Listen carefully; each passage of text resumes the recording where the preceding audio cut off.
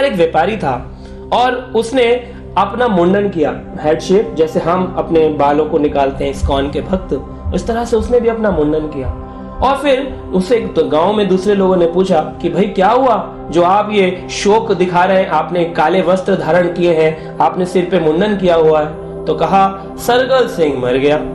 तो लोगों ने सोचा अच्छा तो मुझे भी क्या करना चाहिए, मुझे ऐसा नहीं दिखना चाहिए कि मैं इस बारे में जानता नहीं हूँ, मैं भी बड़ा ज्ञानी हूँ, मेरी भी एक संसार में एक इमेज है। तो उसने भी काले वस्त्र धारण की और मुंडन कर दिया। वो गांव के पूरे लोगों ने इसी प्रकार से बार बार पूछा कौन मर गया, बोले सरगल सिंह मर गया।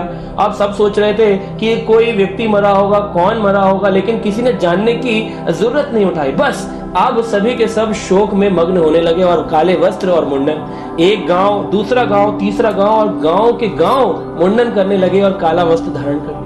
और यहाँ तक बात पहुंची कि मंत्री ने भी काले वस्त्र धारण किए और अपने सर का मुंडन कर दिया। जब ये बात राजा तक पहुंची तो राजा ने कहा क्या बात है जो कि मंत्री तुमने आज ये शोक व्यक्त वस्त्र पहने हैं और सर पे मुंडन किया है। तो मंत्री ने कहा सरगल सिंह मर गया राजा जी, आपको नहीं पता। तो राजा ने कहा कौन सरगल सिंह, तुमको पता है?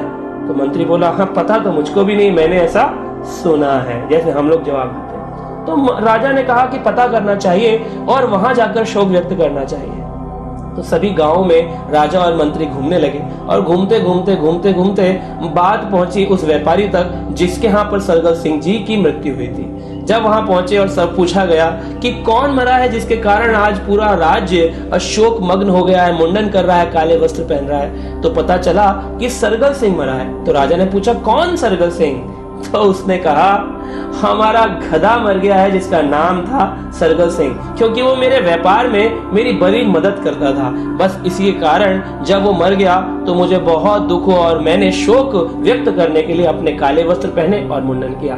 तब राजा ने मंत्री की तरफ देखा और कहा एक गधे के कारण पूरे राज्य ने शोक मग्न हो गया है। आप सोचिए ऐसे ही हम कई सारे कार्य करते हैं जिनका कोई अर्थ नहीं होता, ना हम शास्त्रों को पढ़ते हैं, ना ही हम किसी से इसके बारे में चर्चा करते हैं, ना किसी भक्त की शरण ग्रहण करते हैं, हम तो बस सुनी सुनाई बातों पे भरोसा करते हैं।